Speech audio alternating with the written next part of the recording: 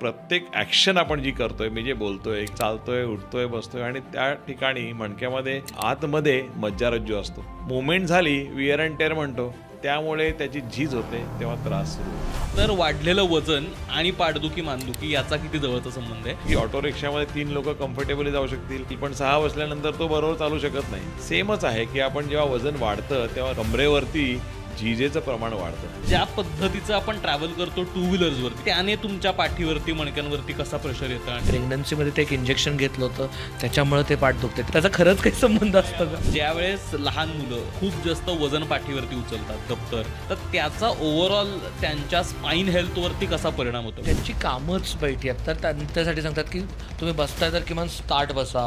पोश्चरनी कितपत फरक पडतो बॅक पेनवर? चेअर तुमची कम्फर्टेबल हाईटला असणं, लॉंग टर्म तुम्ही काम करताय, तुम्हाला हँड सपोर्ट पण तेवढाच महत्त्वाचा आहे. तो त्यामुळे तुम्हाला ऑटोमॅटिकली पूर्ण बॉडीमध्ये पण नॅचरली प्रोफाईल आपली चांगली राहू शकते. काय पद्धतीचे व्यायाम पाठीसाठी घातक आहेत? आणि डेडलिफ्ट हे खूप कधी कधी घातक ठरू शकतं. डेडलिफ्ट घातक आहेत? हो. लेग प्रेस जे आजकाल B12 जे नसांचं टॉनिक मी म्हणायला हरकत नाही, आणि D3 हे जे बोन्स आणि स्नायू जे आहेत त्यासाठी खूप महत्त्वाचे असतात. आपण कॅल्शियम म्हणतो, पण व्हिटॅमिन D हे फार महत्त्वाचं जीवनसत्व. पाठीवर पाय द्या हे सगळ्यात कॉमन गोष्ट आहे आपल्या भारतामध्ये.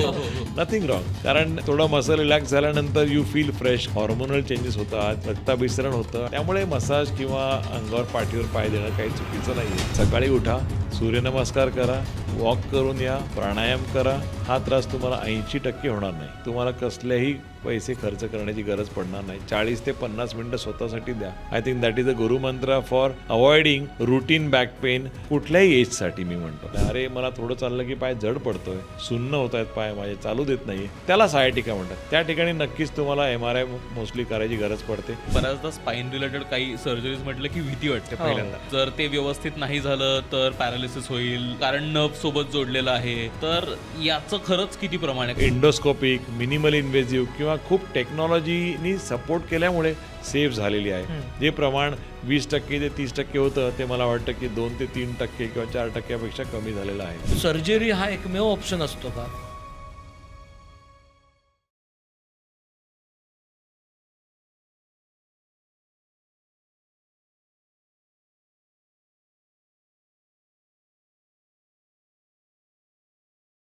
हॅलो नमस्कार. तुमच्या सगळ्यांचं मनापासून खूप खूप स्वागत आहे कॉटन किंग प्रस्तुत द मुक्तमुक्त शो म्हणजेच स्टार्टच्या या नव्या कोऱ्या एपिसोडमध्ये. मॉडर्न लाईफस्टाईल आणि धकाधकीचं जीवन याच्यामुळे प्रत्येकाच्या आयुष्यात एक गोष्ट ती सगळ्यांच्या प्रेमाची झाली, ती म्हणजे पाठदुखी आणि कंबरदुखी आणि मानदुखी. 10 जणांच्या ग्रुपमध्ये 8 जणांना कॉमनली काय असेल तर ती पाठदुखी असते किंवा कंबरदुखी असते. कोणीतरी म्हणतं अरे लचकलंय, तर चमकलंय, काहीतरी सांगत असतात प्रत्येकजण. आणि हे कुठेही आहे, हे मुंबईत असलात तुम्ही तरी आहे, पुण्यात असलात तरी आहे, अगदी छोट्याशा खेडेगावात असलात तरी हे प्रत्येकाला आहे. IT आहे, फायनान्समध्ये आहे, सगळ्या डिपार्टमेंटमध्ये आहे. हे मग नक्की कशामुळे होत आहेत? पाठदुखी का वाढली आहे? त्याचं कारणं काय आहेत? आणि आपण बऱ्याचदा ऐकतो की ह्यांची स्लिप डिस्क झाली आहे, हे झाली आहे, ती झाली आहे, मग ते काहीतरी सर्जरी करायला सांगितले, मग ते त्याच्यापेक्षा पट्टे लावा, वजनं लावा, ते करून फिरा. हे सगळं नक्की का करतो आहे आपण? त्याच्यामागचं सायन्स काय आहे? हे केल्याने खरंच सर्जरी केल्याने खरंच फायदा होतो, नाही होतो, काय ऑप्शन्स आहेत? या सगळ्या गोष्टींवरती समजून घ्यायला, आपल्या आमच्या काही ज्या छोटे छोटे प्रश्न आहेत, हे सगळे प्रश्न शंका दूर करायला आपल्यासोबत आहेत doctor Shailesh Adgaonkar sir. Sir तुमचं खूप खूप स्वागत आहे. सर स्पाईन आणि न्यूरोसायन्स डिपार्टमेंट ऑफ संचेतीचे हेड आहेत. गेली 20-25 वर्ष झालं या क्षेत्रात काम करत आहेत. ते वेगवेगळ्या देशात जाऊन ह्या पेशंट्सना मदत करत असतात, सर्जरीज करत असतात. आज आपण एवढ्या मोठ्या माणसाकडून छोटे छोटे पाठदुखीचे प्रॉब्लेम समजून घेणार आहोत. आणि एक रिमाइंडर, ते म्हणजे तुम्हाला जर कॉटनचे प्रीमियम शर्ट्स विकत घ्यायचे असतील तर कॉटन किंगने गिझा कलेक्शन लॉन्च केलं आहे. त्याच्यासाठीची लिंक खाली दिलेली आहे आणि तुम्ही दुकानांमध्ये जाऊन सुद्धा हे कपडे विकत घेऊ शकता. पहिला प्रश्न तोच विचारायचा आहे की आता आपण सगळेच जण कुठल्याही वयाचे असतील तरी पाठ दुखते, मान दुखते हे इतकं कुरकुर करत असतात. खरंच आत्ता पाठदुखी मानदुखीचं प्रमाण वाढलं आहे आधीपेक्षा, आणि जर वाढलं असेल तर त्याचं काय कारण दिसतंय की आता का अचानक सगळ्यांच्या पाठा दुखायला लागल्यात? म्हणजे आता असंही नाही आहे की आपण काय कमी गाद्यांवरती झोपतो, आता काय लोकांकडे पैसे आहेत की लोक बऱ्या गाद्या विकत घेतात, पासून वेगवेगळं नॉलेज आहे. मग आता पाठ दुखीचं प्रमाण इतकं का वाढतंय? सुख मिळण्याच्या गोष्टी जास्त आल्यात म्हणून हा त्रास वाढला असं मला वाटतं. कोरोनाच्या आधी एक आर्टिकल आलं होतं आणि त्यात सांगितलं कॉमन कोल्ड नंतर सगळ्यात कॉमन जो प्रॉब्लेम आहे तो पाठदुखीचा आहे जगभरामध्ये. अरे बापरे. हो, बेसिकली इट्स अ लाईफस्टाईल आपण म्हणतो ना कॉमनली. सगळ्यात महत्त्वाचं आहे की मणका हा जो आहे खूप मोठा अवयव आहे. याला आपण ऑर्गनच म्हणायला हरकत नाही, कारण इट इज स्टार्टिंग फ्रॉम म्हणजे मानेपासून सुरू होतो. मेंदूच्या खाली मणका मानेचा, नंतर पाठीचा आणि नंतर कमरेचा, माकडहाडापर्यंत हा मणका आहे. त्याला सपोर्टिव्ह ज्या आहेत ते स्ट्रक्चर्स पण खूप महत्त्वाचे आहेत. आपण ज्याला स्नायू म्हणतो, तर ह्या स्नायूंची पण दुखी खूप कॉमन असते. आणि प्रत्येक ॲक्शन आपण जी करतो आहे, मी जे बोलतो आहे किंवा, तर देर इज समथिंग की आपण म्हणतो की काहीतरी मणक्यातून त्यांना एक संवेदना आलेली आहे म्हणून मी हे काम करतो आहे किंवा हाताची मुवमेंट करतो आहे, चालतो आहे, उठतो आहे, बसतो आहे. आणि त्या ठिकाणी मणक्यामध्ये वर्टिब्रल बॉडी असं जो शब्द आहे की मणक्याची संरचना एवढी कॉम्प्लेक्स आहे किंवा डिफिकल्ट आहे की त्या ठिकाणी गादी असते, हाड असतं जे मणक्याचं बोन म्हणतो आपण त्याला, आणि त्याच्या आतमध्ये मज्जारज्जू असतो, ज्याच्यामुळे आपण ह्या सगळ्या ॲक्शन करतो की कामं जी आपण करतो आहे. आणि त्या ठिकाणी मुवमेंट झाली, विअर अँड टेअर म्हणतो, त्यामुळे त्याची झीज होते. जेव्हा झीज होते तेव्हा त्रास सुरू होतो. बापरे. पण आत्ता एवढ्यात आपण आता खूप बघतो की कदाचित बैठी लाईफस्टाईल जी सगळ्यांची आहे, सगळे सेडंटरी लॅपटॉपवरतीच बसून दिवसभर काम आहे, तर ते कितपत मोठं कारण वाटतं या सगळ्याच्या मागे?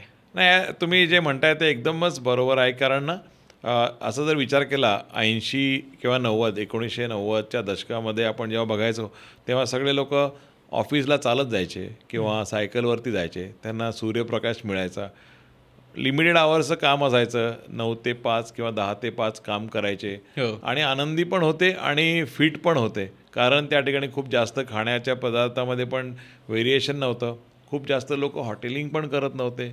आणि जनरली आपण असं बघितलं तर त्यांची बॉडीची जी आपण म्हणतो की ओव्हरऑल ते छोटे असायचे. म्हणजे आता जे म्हणतात की चायनीज जे आहेत अमेरिकेमधले खूप उंच आणि धिप्पाड असतात, चायनामधले छोटे असतात. तसं आहे की आता आपण जे बघतोय की लाईफस्टाईलमध्ये की एकतर सर्वजण आपण हेल्दी खातोय, खूप वजनं वाढत आहेत, कामाचं स्वरूप पण वाढतं आहे. ओव्हरऑल जे आपण जे काम करतो तेव्हा समजा 7 ते 8 तास करत असू तर आता आपण जवळपास 12 ते 14 तास हे कॉमनलीच करत आहेत. जसं सिटिंग जॉब म्हणतात, IT मध्ये काम करणारे, कुठे पण काम खूप डिमांड जास्त वाढल्यात, काम जास्त आहे. प्रत्येकजण आपलं लेवलमध्ये मोठं व्हायचा प्रयत्न करतो आहे. आणि मीडिया असल्यामुळे त्याच्यामध्ये आपण व्हॉट्सॲप युनिव्हर्सिटी वापरतो आहे, विकिपीडिया युनिव्हर्सिटी वापरतो आहे आणि आपण आपलंच जजमेंट करून कामं करतो आहे. तर आय थिंक ह्याच्यामुळे खूप फरक पडला आहे की स्थूलता, ॲक्टिव्हिटी कमी आणि आपण आपलंच म्हणजे की ॲक्सेप्ट न करणं हे पण खूप वाढलं आहे की मला त्रास होतो आहे. म्हणजे की जस्ट पुलिंग ऑन, खूप जास्तपर्यंत त्रास होईपर्यंत आपण त्याच्याकडे लक्ष न देणं, याच्यामुळे याचं मला वाटतं की प्रमाण थोडंसं जास्त वाढलं आहे. सर, आपण पाठदुखी म्हणतोय किंवा कंबरदुखी म्हणतोय तेव्हा नक्की त्याच्यात, कारण का आपण सगळ्याला जेनेरिक आपण पाठदुखी, कंबरदुखी असं ब्लँकेट टर्म देतो, नक्की म्हणजे काय असतं आणि त्यात काही प्रकार असतात का जे आपण समजून घेतले पाहिजेत? नाही, हा महत्त्वाचाच प्रश्न आहे. आणि मणका असं म्हणाल्यानंतर मला वाटतं की कॉमनली पाठदुखी का होते, तर कारणं काय आहेत त्याची, सगळ्यात हे आपण अंडरस्टँड करणं गरजेचं आहे. तर मणक्यामध्ये सर्वात महत्त्वाचं म्हणालं तर आपण स्प्रेन झाला किंवा आपण म्हणतो की मोच आली आहे पाठीला, अरे मला बाईकवरतून उतरताना मोच आली किंवा काय उचलताना घरामध्ये मला चमकलंय म्हणतो आपण किंवा असं. तर चमकणे म्हणजे काय, तर मसल स्प्रेन झाला. सगळ्यात महत्त्वाचं स्नायूंना थोडीशी कुठेतरी फ्रिक्शन झालं आणि मुवमेंट आली, त्यामुळे हा एक सगळ्यात बेसिक आणि कॉमन जो नॉर्मली 3 ते 5 दिवसामध्ये कमी होतो. आपण नॉर्मली झेंडू बाम लावतो किंवा अमृतांजन किंवा कुठलं पण जेल लावतो आणि फरक पडतो, कारण त्याला तेवढाच वेळ लागतो रिकवर होण्यासाठी, तर जास्त वेळ लागत नाही. तर सगळ्यात कॉमन ही गोष्ट आहे. दुसरं आपण म्हणतो की स्लीप डिस्क, आता गादी सरकणे हा सगळ्यात महत्त्वाचा आणि कॉमन प्रॉब्लेम आहे. त्यामुळे आपण यंग एजमध्ये किंवा महिलांच्यामध्ये पण बघतो, सिनियरमध्ये पण बघतो किंवा आजोबांच्या आणि काकांना पण असतो हा त्रास. तर स्लीप डिस्कमध्ये ज्या 2 मणक्याच्यामध्ये असलेली जी आवरणं असतात आणि जी मेकॅनिकल शॉकअप, आपण जसं म्हणतो ना बाईकला शॉकअप आहेत का, तर तसं शॉक ॲब्झॉर्प्शन म्हणजे की त्याला सॉफ्टनेस किंवा अशी स्थूलता किंवा मुवमेंट देणारी गोष्ट आहे का, तर ती डिस्क असते. त्याला आपण गादी म्हणतो किंवा खुर्च्या म्हणतो.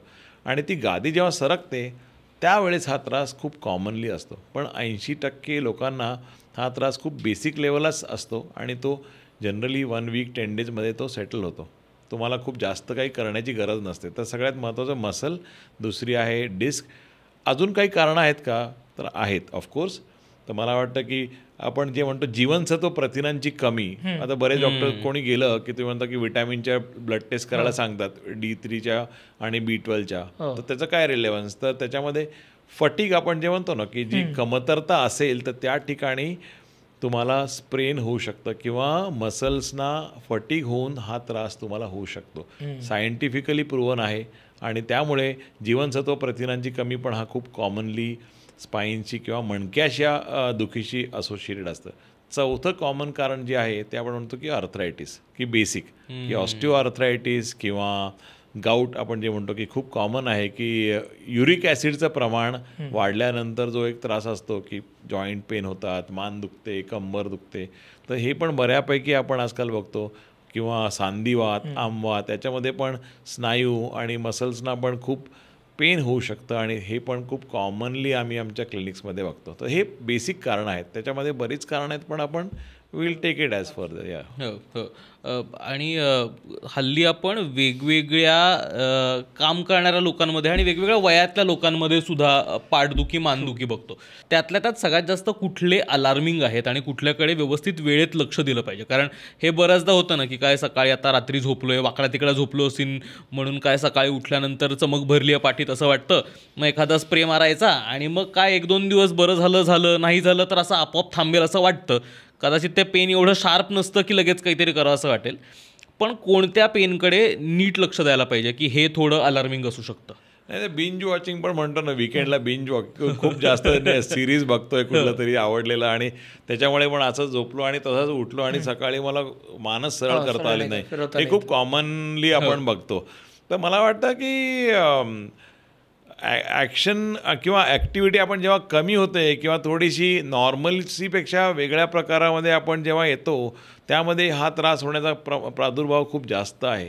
आता बरेच लोक म्हणतात की मी तर व्यवस्थित बसलो होतो तरी पण मला हा त्रास होतोय किंवा टेक्स्ट नेक सिंड्रोम किंवा समथिंग दे असं सांगतात की मी आता आजकाल कोणी टेक्स्ट करत नाही, आजकाल ते सगळं काय म्हणतात त्याला व्हॉइस टू टेक्स्ट करतात आणि असं हे करतात. पण तरी पण म्हणजे एक नवीन स्टडी आली होती इन हार्वर्ड की त्यांची एक स्टडी BMJमध्ये पब्लिश झाली होती मागच्याच वर्षी की ॲक्शन किंवा ॲक्टिव्हिटी जेव्हा कमी असते तेव्हा तुम्हाला हा त्रास प्रादुर्भाव पाठदुखीचा जास्त होऊ शकतो की तुम्ही एकाच ठिकाणी जास्त बसताय, कॉन्स्टंट बसताय.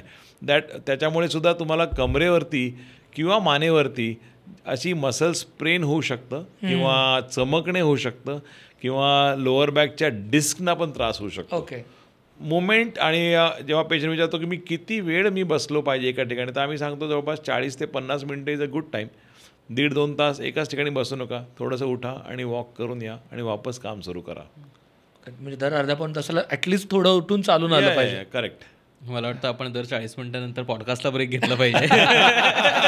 एक चक्कर मारून आलं पाहिजे आणि मग बसलं पाहिजे. आता तुम्ही बघत असलात तर पॉज करा आणि चक्कर मारून या.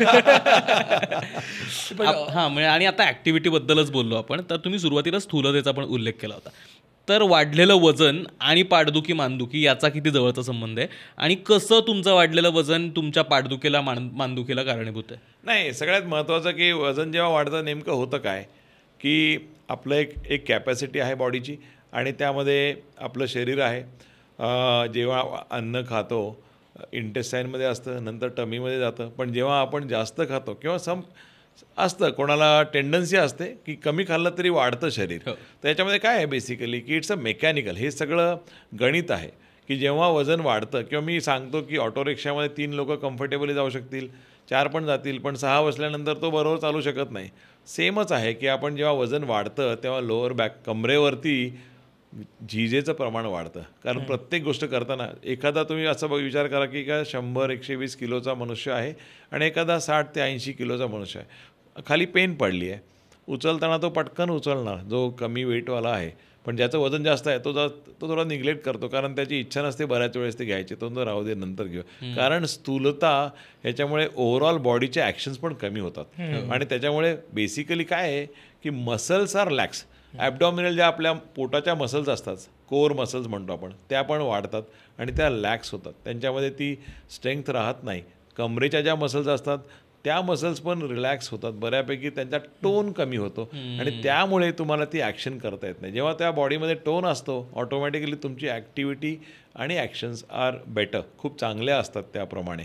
त्यामुळे स्थूलता जेव्हा तुम्ही कमी करण्याचा प्रयत्न करता, बरेच आता गोष्टी आपण करतो की वजन कमी करणे, का असं म्हणतात की तुमच्या BMI प्रमाणे असणं गरजेचं आहे. आता काही लोकांचा BMI लहानपणापासूनच जास्त असतो, त्यांच्यासाठी ही वेगळी गोष्ट आहे. पण ज्यांचा नॉर्मल होते पण त्यांचं खूप वाढलं आहे, त्यांच्यासाठी महत्त्वाचं आहे की ट्राय टू रिमेन तुमच्या BMIच्या अराउंड, की उंचीप्रमाणे, तुमच्या वयाप्रमाणे आणि वजन हे बॅलेन्स असणं गरजेचं आहे. सर आता आपण वजन बोललो, त्याच्यानंतर मगाशी बैठे कामाबद्दल बोललो. आता ज्यांची कामच बैठी आहेत म्हणजे लॅपटॉप आणि ह्याच्यावरती काम करतात, तर त्यांच्यासाठी सांगतात की तुम्ही बसताय तर किमान स्टार्ट बसा, हे पोश्चर असं नका लावू. पोश्चर करेक्टरचे बरेचसे ते स्ट्रॅप्स येतात, ते मुलांसाठी स्पेसिफिकली हे असं ताट बसण्यासाठी ते उशा येतात. ह्या पोश्चरनी कितपत फरक पडतो बॅक पेनवरती? नाही, खरंच अर्गॉनॉमिक म्हणतात त्याला, स्टडी ऑफ पोश्चर. तर आता माझ्याकडे बरेच पेशंट येतात पुण्यामध्ये आणि अजून बाहेर महाराष्ट्रातून सुद्धा, की ते लोक बरोबर प्रिंटआउट वगैरे घेऊन येतात आणि मला दाखवतात माझं असं बसतो मी, आणि 90-90चं ते पिक्चर दाखवतात की मी असं बसल्यानंतर मला त्रास होणार नाही. कोणात बसतात अगदी? तर काटकोनात बसतात. तर हे शक्य नाही आहे. If you are a normal, तुम्ही जर नॉर्मल मनुष्य आहात तर तुम्हाला थोडं रिलॅक्स होणं आवडतं, यू फील गुड. मला वाटतं की स्ट्रेंथ आपण पोटाचे आणि कमरेचे व्यायाम करून स्ट्रेंथनिंग आणि टोन अप करणं गरजेचं आहे, नाही की ते 90 करणं. आणि चेअर तुमची कम्फर्टेबल हाईटला असणं, तुम्हाला साईडला सपोर्ट, जर लॉंग टर्म तुम्ही काम करताय 10-12 तास 14 तास, तर तुम्हाला हँड सपोर्ट पण तेवढाच महत्त्वाचा आहे. तो त्यामुळे तुम्हाला ऑटोमॅटिकली पूर्ण बॉडीमध्ये पण नॅचरली आम्ही सजायटल म्हणतो की प्रोफाईल आपली चांगली राहू शकते. आणि सगळ्यात महत्त्वाचं ब्रीदिंग, ज्यांना लॉंग टर्म जे काम करतायत असं, तुम्हालाच मी विचारतो की तुम्ही नॉर्मल ब्रीथ करून बघा, ऑटोमॅटिकली युअर शोल्डर, तुमचे शोल्डर मागे जातील आणि you will start feeling better. कारण आपण जे बोलतोय ना, आपण खूप कमी ब्रीथ करतोय. तर मग ते महत्त्व योगाचं किंवा प्राणायामाचं फार महत्त्वाचं आहे की you learn to do a good breathing. Automatically your lungs will inflate, तुमचे जे श्वास घेण्याची जी कॅपॅसिटी ती चांगली, आणि ऑटोमॅटिकली तुमचं पोश्चर नैसर्गिक आणि नॅचरल राहील. तर ह्याच्या योगाशी खूप महत्त्वाचा संबंध येतो असं मला वाटतं. वाव, हे खूपच इंटरेस्टिंग आहे. आणि आता लक्षात आलं लगेच. हो. अजून एक गोष्ट ती म्हणजे आपण खूप कॉमनली बघतो आणि आता मध्ये खूप पालकांनी त्याच्याबद्दल बोलायला सुरुवात केलेली, आंदोलन करायला वगैरे ऑलमोस्ट सुरुवात केलेली, ते म्हणजे पाठीवरचं दप्तर. खूप हल्ली मुलांना, म्हणजे मधल्या काळात तरी आम्ही शाळेत जाताना सुद्धा खूप वह्या पुस्तकं घेऊन जायचो. तर ज्यावेळेस लहान मुलं खूप जास्त वजन पाठीवरती उचलतात, दप्तर, आणि त्या पद्धतीचं वजन रोज शाळेला घेऊन जातात, तर त्याचा ओव्हरऑल त्यांच्या स्पाईन हेल्थवरती कसा परिणाम होतो, म्हणजे शॉर्ट टर्म इम्पॅक्ट काय आहे आणि लॉंग टर्म सुद्धा त्याचे काय इम्पॅक्ट आहे? तुम्ही खूप चांगली स्टडी घेऊन एक प्रश्न मला विचारताय. तर मला वाटतं की खूप छान आहे की हा प्रश्न खूप महत्त्वाचा आहे. आणि लहान मुलांची पाठदुखी, मला दर महिन्यामध्ये मी काही मुलं बघतो की ते माझ्याकडे येतात आणि त्यांच्या मानेला किंवा पाठीला किंवा कमरेला हा त्रास असतो, आणि दप्तर हे खरंच महत्त्वाचं कारण आहे. आणि आता बरेच शाळेमध्ये त्याच्यामध्ये अवेअरनेस आला आहे, कारण ना बॉडी वेटच्या किती प्रमाणात दप्तर असावं अशा स्टडीज पण होत आहेत. कारण त्या मुलाचं वजन असतं किंवा मुलीचं वजन असतं जवळपास 25 ते 30, आणि त्या दप्तरचं वजन असतं 8 ते 15 किलोपर्यंत व्हेरिएशन. आणि त्यामुळे ऑटोमॅटिकली जेव्हा तुम्ही जास्त वजन घेऊन चालता, बॉडी तुमची, आणि ती रोजची सवय झालेली असते. काही लोकांना तासभर त्यांना प्रवास करायचा असतो, म्हणजे बसमध्ये किंवा व्हेकलमध्ये, आणि किंवा चालायचं असतं, की काही लोकांना चालतच जातात 10-15-20 मिनटं, आणि त्याचा नैसर्गिकच इफेक्ट स्नायूंच्या वरती होतो, आणि स्नायू वीक झाले की त्यांनाही पाठदुखी होते. तर नक्कीच आम्ही रेकमेंड करतो की मुलांना जेवढंच रिक्वायर्ड आहे तेवढंच तुम्ही दप्तर सांगा. शाळांना पण आम्ही रिकमेंड करतो की जे शाळेचे प्रिन्सिपल आणि टीचर्स आहेत की त्यांना जेवढं रिक्वायर्ड आहे तेवढंच सांगा. पण काही मुलं एक्स्ट्रा पण घेऊन जातात, म्हणजे ते पूर्ण डबा पण घेऊन जातात, किंवा दॅट इज रिक्वायर्ड, हे आपल्याला जे लागतात ते लागतात, पण बाकीच्या गोष्टी ते शाळेमध्ये ठेवू शकतात का ह्याचं प्रोव्हिजन आपण बघणं गरजेचं आहे. अननेसेसरीली त्यांना बिचाऱ्यांना लोड करणं बरोबर नाही. आणि बाकीची पण कारणं असतात, नॉट ओन्ली दप्तर, पण दप्तर हे महत्त्वाचं कारण आहे मुलांच्यासाठी तरी. सध्या काय वजनाचा रेशो काही असला पाहिजे असं काही आहे का? नाही, असं रेशो नाही आहे, एक्झॅक्ट रेशो नाही आहे, पण इट शुड बी प्रपोर्शनेट. खूप जास्त नको. जस्ट इमॅजिन करा की त्या मुलाचं वजनच आहे 31 किलो, 30 ते 25, 30-35 किलो आणि 10 ते म्हणजे आज मी तुम्हाला विचारलं की 10 ते 15 किलो जर त्याच्यासाठी जर ते खूप जास्त हेवी होतं. तुम्हाला जर विचारलं तुमचं वजन जवळपास 70, 75, 80पर्यंत असेल, तर 25 किलोचं दप्तर जर तुम्हाला घेऊन जायला सांगितलं तर जस्ट इमॅजिन करा की किती हेवी होतं आहे ते, ऑलमोस्ट 1/3. तर त्यामुळे तुम्ही 5 किलो तुम्ही खुश आहात.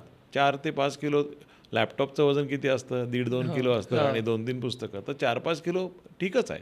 मला वाटतं त्या प्रपोर्शनमध्ये असणं गरजेचं आहे की बॉडी वेटच्या ऑलमोस्ट आय कॅन से की 20% लेस असं असणं गरजेचं. जर वजन 100 किलो असेल तर it should be less than 20 kg. तर म्हणजे around 10-15 kilo for 100 kg person. 10 ते 15% असावं.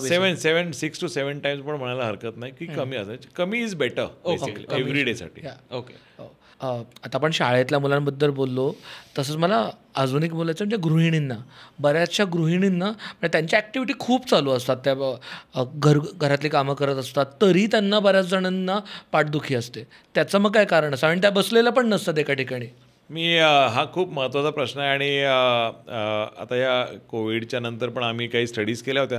आम्हाला रिअलाईज झालं की गृहिणींच्यामध्ये जी पाठदुखी होते ती 3 प्रकारची आहे. सगळ्यात महत्त्वाचं एक तर घरी खूप एक्सटेन्सिव्ह काम करतात की म्हणजे घरातलं सगळं आवरणं, छोट्या छोट्या गोष्टी बघणं, वाकणं त्यांना खूप करावं लागतं. नंबर 1 की त्याच्यामध्ये खूप जास्त ॲक्टिव्हिटी. दुसरं लॅक ऑफ एक्सरसाइज, त्यांना सगळंच बघायचं असतं, घर पण ऑफिस पण किंवा बाकीचं पण काम त्यांना बघायचं असतं. Lack of exercise. आणि तिसरं लॅक ऑफ म्हणजे की कमतरता जीवनसत्व आणि प्रथिनांची. कारण ह्या सगळ्या यांच्यामुळे त्यांचं पूर्ण आयुष्य निघून जातं की सगळं घर बघणं, सांभाळणं, सावरणं आणि स्वतःकडे लक्ष द्यायलाच त्यांच्याकडे वेळ नसतो. तर त्यामुळे मला वाटतं की गृहिणींना की सर्वात महत्त्वाचं की तुम्ही तुमच्यासाठी 40 ते 50 मिनटं काढा. तुमच्यासाठी तुम्ही वॉक करा, थोडंसं स्ट्रेंथनिंग किंवा स्ट्रेचिंग करा, काही योगा करा आणि एक नित्य नियमाने करा. म्हणजे सुरू करून बंद करू नका, कारण तुम्ही सगळं पूर्ण फॅमिलीकडे लक्ष देत आहे, तर तुमचं हेल्थ खूप महत्त्वाची आहे. आणि इन जनरल आपण बघतो की गृहिणी जास्त काम करतात आणि त्या कम्पॅरिझनमध्ये तिचा हजबंड किंवा जो नवरा किंवा मेन विभाग असतो तो बरंच ऑफिसचं किंवा बाहेरचं काम जनरली करतो. आता आजकाल मुली पण सगळ्याच ऑफिसमध्ये असतात किंवा काम करतात पण इन जनरल, आणि त्याच्याकडे तेवढंच फक्त काम असतं, पण आल्यानंतर तो रिलॅक्स करतो घरी. पण गृहिणींचं काम हे सकाळी उठल्यापासून ते रात्री झोपेपर्यंत चालूच असतं. त्यामुळे त्यांनी थोडंच, पण सर बऱ्याचदा त्यांची आर्ग्युमेंट ही असते की आम्ही एवढं फरशी पुसतोय किंवा म्हणजे जे पुसतायत ते किंवा घरातली कामं करतो त्यात आमचं एक्झर्शन होतच आहे, मग एक्सरसाइज कशाला वेगळा करायचा. नाही तर हा खूप महत्त्वाचा प्रश्न आहे शार्दूल. मला वाटतं मला एक कमिशनर ऑफिसमधला पेशंट आला होता आणि काही वर्षापूर्वी, आणि तो असं म्हणाला की मी आमचं ऑफिस खूप मोठं आहे, मी दिवसभर फिरत असतो फाईल घेऊन असं वगैरे. तर मला वाटतं एक्झर्शन आणि एक्सरसाइज ह्या 2 गोष्टी सेपरेट ठेवायच्या. की मी इथे जातो, ही फाईल काढतो, ही ठेवतो, ही काढतो, I am just doing it as a routine. ठीक आहे, देर इज मुवमेंट होती आहे, पण that is not giving you proper exercise. कारण हे सायन्स आहे. मग का आपण म्हणतो फिजिओथेरपी महत्त्वाची, मग ते घरीच करता आलं असतं ना. महत्त्वाचं आहे कारण हे सायन्स आहे. मसलची स्ट्रेंथनिंग, टोनिंग हे खूप मोठं सायन्स आहे. नॉर्मल वॉक करणं पण सायन्स आहे. तुम्ही कसं वॉक करता त्याच्यामुळे तुम्हाला ऑटोमॅटिक पोटाच्या, कमरेच्या, पायाच्या मसल्सना पण खूप चांगला त्राण मिळतो आणि ते टोंडप राहतात. म्हणजे सिम्पल एक्सरसाइज चाला, कुठे पण जगामध्ये असाल, भारतामध्ये असाल, कुठे पण सकाळी उठा आणि 30-40 मिनटं चालून द्या. सगळ्यात नैसर्गिक एक्सरसाइज आणि ब्रिदिंग करा, बाकी काहीही करायची गरज नाही. तर सगळ्यात सोपं मला वाटतं की ते आहे. आणि एक्सकर्शन जे तुम्ही त्याला म्हणाला की हेच सांगितलं की अरे बाबा तू जे करतोयस ना ते तुला त्रास कमीच होत नाही. तो म्हणाला की सर मी 4-5 वर्षापासून MRI एवढे काढले, सगळं केलं, पण मी बरा होत नाही आहे. तर मग त्याला सांगितलं की तुला ही गोष्ट कमी आहे, MRI नॉर्मल, सगळ्या ब्लड टेस्ट नॉर्मल, पण त्रास कमी आहे. आणि नंतर तो जेव्हा 2 महिन्यानंतर आला तो म्हणाला की मला खूप फरक पडला आहे. एक्सरसाइज एवढा महत्त्वाचा. आपण आता एक्सरसाइजबद्दलच बोलतोय, तर आणखीन एक महत्त्वाचं कारण पाठदुखीचं असतं ते म्हणजे आपण व्यायाम करायला जातो, काहीतरी जास्त वजन घेतो किंवा काहीतरी चुकीचा व्यायाम करतो आणि मग पाठीत उसण भरते आणि मग जी पाठ दुखायला लागते. मग कसाबसा आपण तो व्यायाम करायचा प्रयत्न केलेला असतो आणि मग पाठ दुखायला लागली की मग पुढचा आठवडाभर परत सुट्टी होते. तर काय पद्धतीचे व्यायामसुद्धा चांगले आहेत आणि काय पद्धतीचे व्यायाम पाठीसाठी घातक आहेत? करेक्ट आहे. तर हा फार महत्त्वाचा प्रश्न आहे. आणि आपण कुठला मूवी बघतो किंवा आणि आपल्याला वाटतं की अरे आता आपण पण सुरू केलं पाहिजे. म्हणजे काय किती सुंदर तो चित्रपट होता आणि त्यांनी काय मस्त बॉडी बनवली, इन्स्पायरिंग असतं मुलींना पण मुलांना सुद्धा. आणि मग इमिजिएटली जिमला जाणं आणि ताबडतोब आपण त्याच्यामध्ये एक्साइटमेंट म्हणजे की खूप जास्त आपण करायचा प्रयत्न करतो आणि कमी वेळात खूप चांगली बॉडी बनवायचा प्रयत्न करतो. तर सर्वात महत्त्वाचं आहे की काही गोष्टी खरंच की त्याला टाईम द्या. सर्वात महत्त्वाचं सिस्टमॅटिक अप्रोच ठेवा. It will take time. 3-6 महिने लागतील तुम्हाला, पण slow and steady wins the race म्हणतात तसं येते की हळूहळू सुरू करा. खूप जास्त ओव्हरवेट यूज करू नका. आणि आम्ही सांगतो की कमी वेट आणि जास्त रिपिटेशन, की छोटे वेट्स घ्या आणि जास्त रिपीट करा. त्याच्याने तुमची मसल चांगली बनेल. रादर दॅन की खूप मोठे घेऊन कमी करणं ते चांगलं नाही आहे. सगळ्यात महत्त्वाचं अजून मी बॉडी बिल्डर्समध्ये जे बघतो की आमच्याकडे येतात काही आणि बरेच यंग असतात मुलं, आणि डेडलिफ्ट हे खूप माझ्यासाठी असं वाटतं की खूप कधी घातक ठरू शकतं. डेडलिफ्ट घातक आहेत. हो, बऱ्याच वेळेस बरोबर न करणं हे स्लिप डिस्कचं खूप महत्त्वाचं कारण आहे. आणि ज्यांना unnecessary too much weight use करू नका. सिस्टमॅटिक ठेवा. डेडलिफ्टमध्ये स्लिप डिस्कचा चान्स जास्त आहे. लेग प्रेस आपण जे म्हणतो, ज्यांना त्रास आहे त्यांनी तर नक्कीच अवॉइड करणं गरजेचं आहे.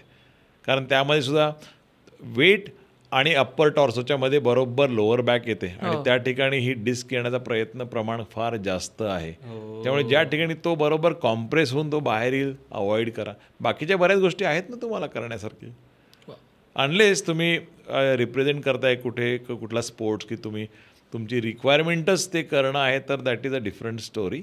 पण माझ्याकडे बरेच पैलवान पण येतात, बरेच प्लेयर्स पण येतात आणि we guide them accordingly national international level. डेडलिफ्टवाला तर इतकं इम्पॉर्टंट वाटलं मला, कारण एवढा आता पॉप्युलर व्यायाम प्रकार झालाय तो.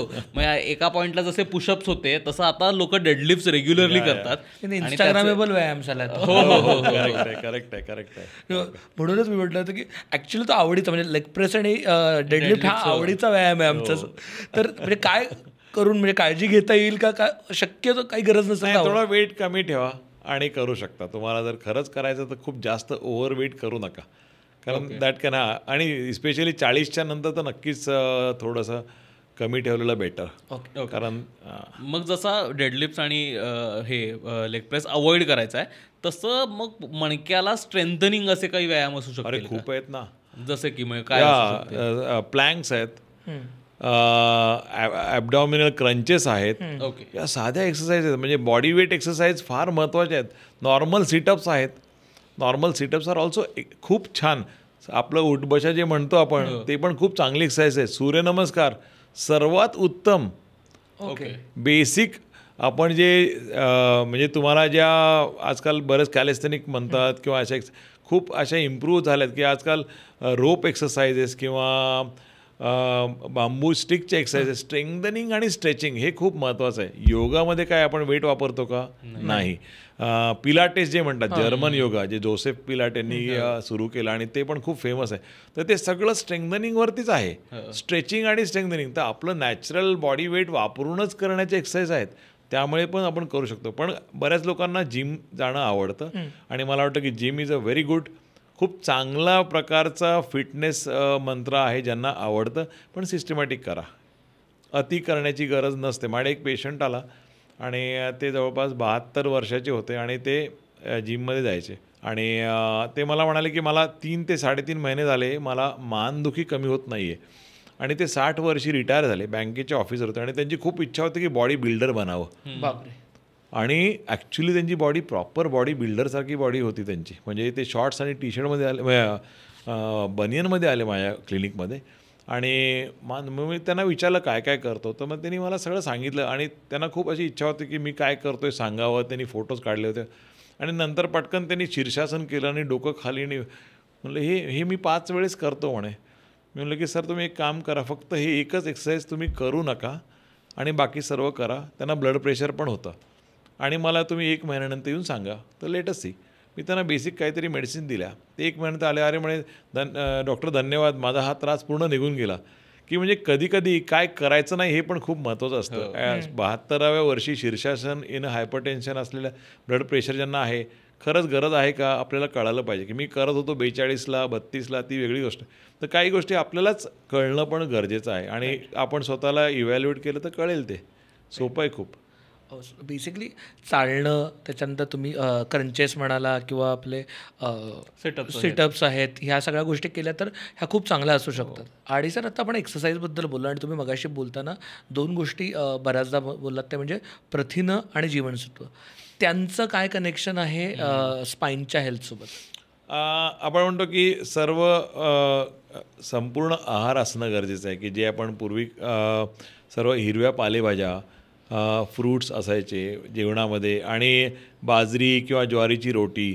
आजकाल जेव्हा लोकांना वेट कमी करायचं असतं ते म्हणतात की हे कमी करा, व्हाईट कमी करा किंवा म्हणजे साखर कमी करा. ते 3-4 गोष्टी महत्त्वाच्या आहेत. मीठ कमी करा, दूध कमी करा, भात कमी करा, व्हाईट कमी करा म्हणतात. मग मैदा कमी करा, म्हणजे की ब्रेड बिस्किट पण कमी करा. तर या गोष्टी बेसिकली कशामुळे असं सांगतात की काही गोष्टी ज्या आपल्या बॉडीमध्ये it takes time to absorb आणि त्याच्यामध्ये की ओव्हरऑल चरबी वाढण्याचं प्रमाण थोडंसं जास्त असतं. आणि ज्या ठिकाणी आपण की संध्याकाळचं जेवण कमी करा किंवा बरेच लोक वेगवेगळ्या प्रकारचे डाएट फॉलो करतात की ब्लॅक टी घ्या किंवा ग्रीन टी घ्या, असे जे प्रकार आजकाल वाढलेत.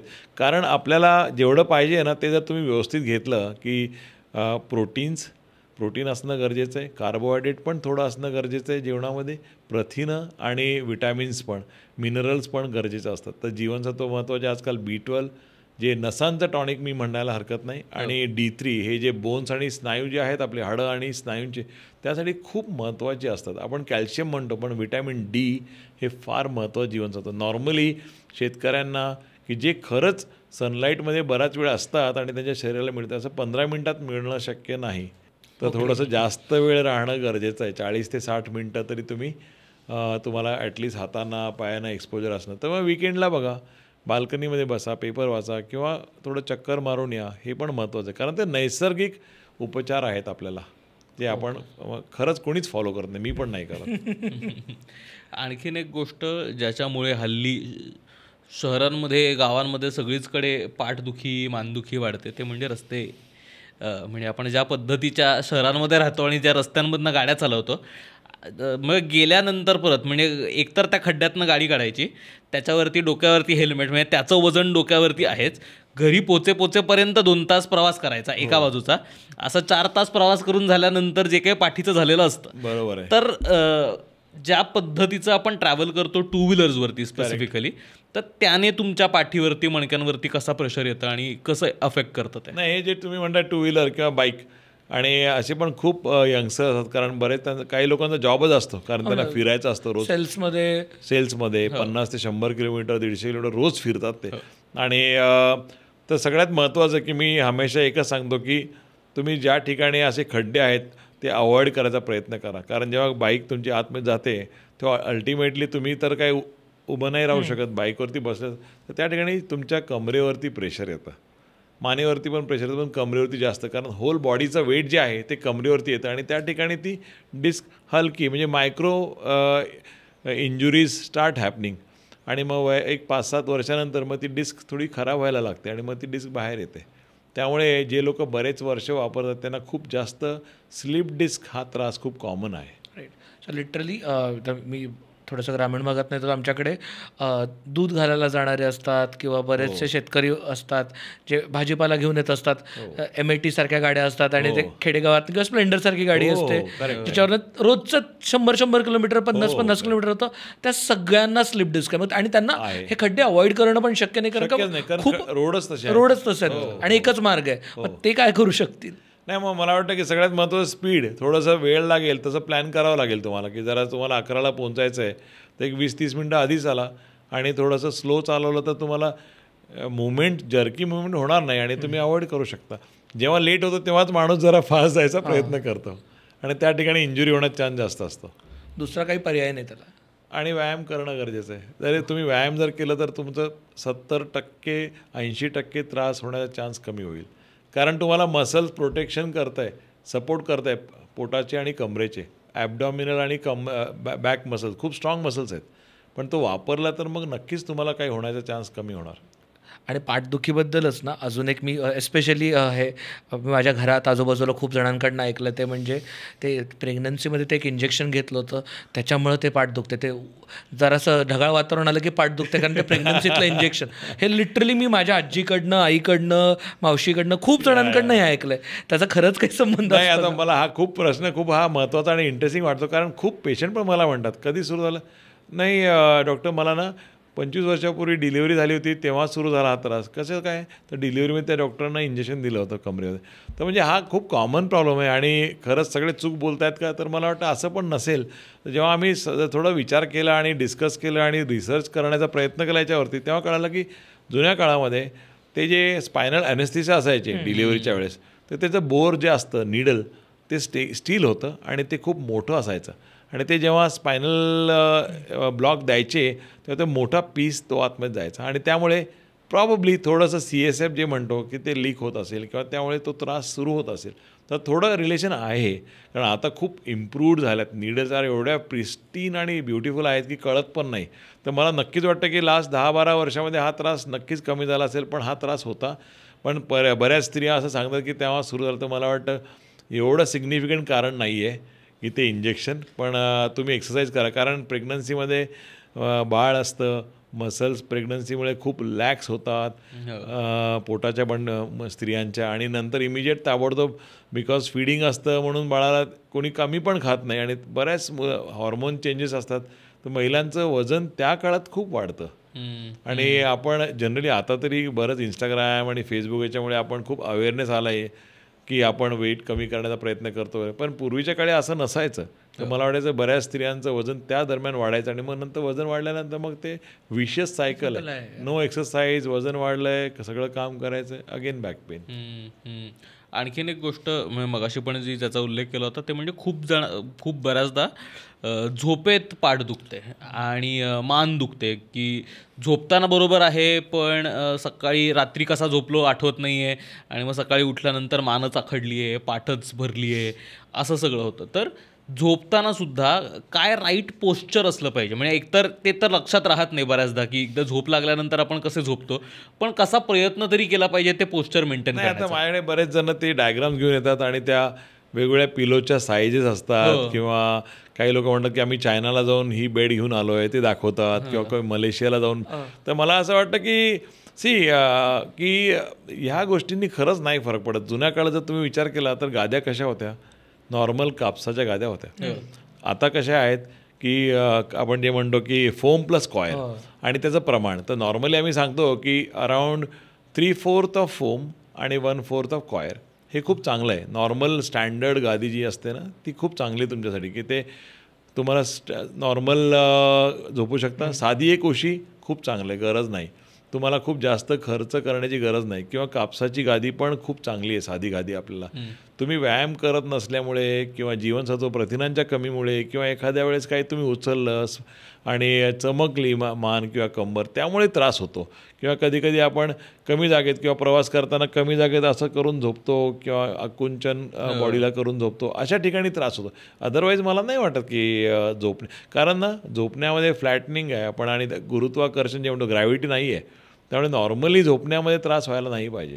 ओके तर गादीचाच विषय निघाला तर ते ॲक्च्युली तो पण अगेन प्रेमाचा विषय आहे सगळ्यांना. तर कारण गादी कशी असावी म्हणजे तुम्ही आता सांगितलं कारण का बऱ्याचशा त्या मेमरी फोमच्या गाद्या येतात स्मार्ट गाद्या येतात बरंच काय येतं. मग ते नक्की त्यात काय बघितलं पाहिजे आणि काही जण म्हणतात नाही नाही तुम्ही डायरेक्ट जमिनीवरतीच खाली झोपा जेन टाका त्याच्यावरती झोपा खाली फ्लॅट कडक सरफेस पाहिजे वगैरे. नक्की काय असलं पाहिजे आणि त्याचं सायन्स काय त्याच्या मागचं. करेक्ट. माझ्याकडे एक बिझनेसमॅन आले होते आणि त्यांनी एक चायनामधून गादी आणली होती आणि त्यांनी मला दाखवलं त्याचं पूर्ण ब्रोशर वगैरे होतं. खूप कॉस्टली गादी होती ती आणि त्याच्यामध्ये स्प्रिंग आणि बरंच सॉफ्ट ती गादी होती आणि ते म्हणाले की मी सगळे प्रकार करून बघितले की हार्ड बेडवरती मी लाकडाची पण याच्यावर झोपायचो नंतर नॉर्मल गादी पण घेतली आणि आता ही आणली तरी पण माझा त्रास कमी होत नाही आहे. तर बेसिकली मला असं वाटतं की खूप जास्त सायन्स नाही आहे ह्याच्यामध्ये. यू जस्ट नीड एक स्टँडर्ड साधी मॅट्रेस की ज्याच्यामध्ये कॉयरचं आणि आता प्रत्येकाचा चॉईस कमी जास्त असतो. कोणी म्हणेल मला 20% फोम हवा आहे, कोणी म्हणेल 30%, कोणी म्हणेल 40%. पण कॉयर आणि फोम हे खूप स्टँडर्ड आजकाल आहे, सगळीकडे मिळतात आणि खूप जास्त त्याच्यामध्ये इन्व्हेस्ट किंवा पैसे टाकण्याची गरज नाही. सकाळी उठा, सूर्यनमस्कार करा, वॉक करून या, प्राणायाम करा, तुम्हाला कसलेही पैसे खर्च करण्याची गरज पडणार नाही. 40 ते 50 मिनटं स्वतःसाठी द्या. I think that is a गुरुमंत्र for avoiding routine back pain कुठल्याही एजसाठी मी म्हणतो. आणि आपण हे करू शकत नसेल तर मग तुम्हाला साधी गोष्ट काहीतरी करा, की ॲटलिस्ट कोणी स्विमिंग करतं तर ते करू शकता, कोणी चालतं वॉक करू शकता, सिनियर्स आहेत, फक्त वॉक करून या, प्राणायाम करा, थोडं स्ट्रेचिंग करा, हा त्रास तुम्हाला 80% होणार नाही. व्हेरी खूप सोपं आहे. आणखीन एक गोष्ट, खूप लोक पाठ दुखी झाल्यानंतर किंवा विनाकारणही करत असतात, ती म्हणजे पाठ मोडणं. किंवा बार्बरकडे गेलो, सलूनमध्ये आपण ते खूप व्हिडिओ बघतो की ते जवळपास उड्या मारायचे बाकी असतात पाठीवरती, आणि मग ते काहीतरी वेगवेगळे मसाज करून देतात आणि आपल्याला ते कटकट हाडं मोडणारे व्हिडिओ एक खूप जास्त इंस्टाग्रामवर बघतो आपण, ASMR म्हणून. आणि ते कडकड हाडं वाजली की मजा वाटते लोकांना. तर त्याचा नेमका काय इम्पॅक्ट होतो स्पाईन हेल्थवर? नाही, मग आता हे काय ना, की खरंच सायन्स मी तुम्हाला बोलू का, तर याच्यामध्ये फॅसेट जॉईंट असतात. आता हा मणका काय आहे की याची संरचना एकमेकाच्या वरती तो एकमेकाला पकडून आहे आणि सेंटर पार्टमधून मज्जारज्जू जातो आहे, जो मेंदूचं कनेक्शन आहे, त्याला उपनसा आहेत. आता एकमेकाला जेव्हा होल्ड करतो त्या ठिकाणी तो जॉईंट होतो, तो सायनोव्हियल जॉईंट असतो. त्या ठिकाणी पण आपण टर्न करतो, आवाज येतो. तर जेव्हा की बार्बर किंवा मसाजवाला असं पाठ आपली तिरकी करतो तर आपल्याला यू फील फ्रेश, की खूप छान वाटतं. किंवा आपण स्वतःही असं केलं तर बेसिक स्ट्रेचिंगमध्ये काहीच हरकत नाही. पण खूप जास्त जेव्हा आपण त्याला सांगतो मान उचलून अशी करा, आणि आमच्याकडे काही पेशंट पण आलेत की ज्यांना खूप त्रास झाला आहे किंवा हाताची ताकद गेली आहे, पायाची ताकद गेली आहे, कारण ती मान त्यांची पूर्णच, मी असे एक्झाम्पल्स डिस्कस पण केलेत की त्यामध्ये खूप जास्त कधी प्रमाणात ते होतं आणि जजमेंट येत नाही. तर मला वाटतं हे अवॉइड केलं पाहिजे, गरज नाही आहे. पाठीवर पाय द्या हे सगळ्यात कॉमन गोष्ट आहे आपल्या भारतामध्ये, की मुलांनी सगळ्यांनी केलेलं आहे आणि हे मसल्सलाच खूप छान वाटतं. किंवा मसाज कोणी करतं असं, नथिंग रॉंग. सिम्पल गोष्टी करायला काहीच हरकत नाही. मला वाटतं की ज्यांना जे आवडतं ते नक्कीच करावं, कारण थोडं मसल रिलॅक्स झाल्यानंतर यू फील फ्रेश, कारण भरपूर हॉर्मोनल चेंजेस होतात. You feel refreshed Wien you do the massage. किंवा बॉडी बिल्डर जे असतात किंवा कुस्ती पैलवान असतात त्यांना पण खूप मसाज केल्यानंतर बेसिकली इट इज काय आहे की वेसो डायलेशन होतं, रक्ताभिसरण होतं आणि यू फील सगळ्या ठिकाणी तुम्हाला रिलॅक्स वाटायला सुरू होतं. त्यामुळे मसाज किंवा अंगावर पाठीवर पाय देणं काही चुकीचं नाही आहे. पण खूप जास्त वेट असलेल्या माणसाला नको द्यायला सांगायला, त्याने वेगळी इंजुरी व्हायची. सर, आता आपण पाठ मोडणे आणि त्याच्या आवाजांबद्दल बोललो. ते बऱ्याचदा ना इंस्टाग्रामवरतीच असे खूप सारे व्हिडिओज येतात की ते थेरपी म्हणून दाखवलं जातात, की एक तर 2 प्रकारचे येतात की ते काडकाड मोडतात, म्हणजे कुठे कुठे हात असं धरून तसं धरून असं छानकीने ओढतात, कायरोप्रॅक्टर्स का जे काही असेल ते. आणि मग ते ऐकायला छान वाटतं, बघायला छान वाटतं, आणि व्यक्ती पण अशा की त्यांना असं वाटतं युरेका मोमेंट झाला, पाठदुखी गेली आयुष्यातनं, असे त्यांच्या चेहऱ्यावरचं एक्सप्रेशन असतं. खरंच अशा गोष्टींनी पाठदुखी जाते का, आणि ह्याच्यात काही रिस्क आहे का? आता मला रिसेंटली एका पेशंटने दाखवलं की त्यांना स्कोलिओसिस आपण जे म्हणतो, लहान मुलांना पाठ वाकडी असणे, कुबड आलं. आणि त्यांनी असंच मला व्हिडिओ दाखवला की त्याचं ते त्यांनी केलं आणि त्या कुबडसाठी त्यांनी ते पूर्ण केलं, मनोवर काय जे, आणि त्यांना खूप छान वाटलं आणि ते सरळ झालं म्हणून त्यांना सांगितलं.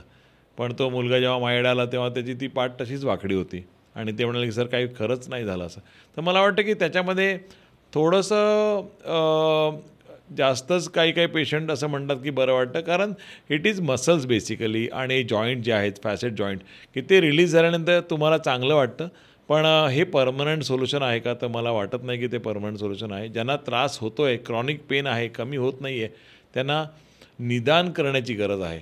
सगळ्यात महत्त्वाचं की डायग्नोसिस हे खूप महत्त्वाचं आहे. आपण नुसतंच सुपरफिशियल करून फायदा नाही होणार आहे तुम्हाला, की याच्याने असं केलं किंवा तेल लावून मसाज केला बरं झालं, असं नाही आहे.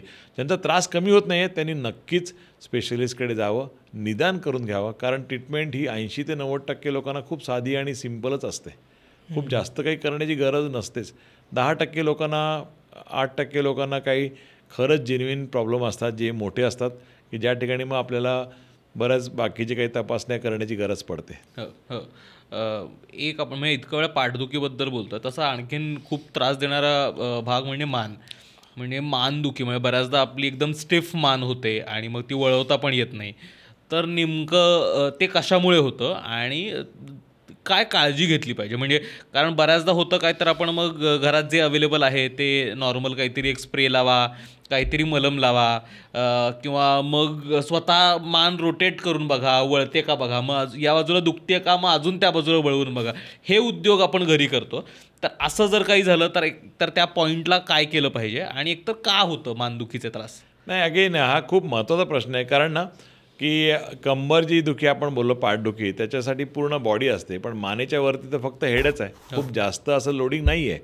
तर का दुखू शकते? तर सगळ्यात कॉमन काम जे आहे ते मसल्स किंवा स्नायूंना इजा होणे, म्हणजे की काय उचललं, झटका लागला, लिफ्ट करताना काय झालं, ही ट्रॅपेझियस मसल असते. ट्रॅपेझायटिस झाला म्हणतो आपण, की हे खूप कॉमनली दिसणार की जी सपोर्टिंग असते मानेची मसल, ती एक खूप कॉमन कारण आहे की जी स्प्रेन होऊ शकतं. ओके. सगळ्यात नंबर 1.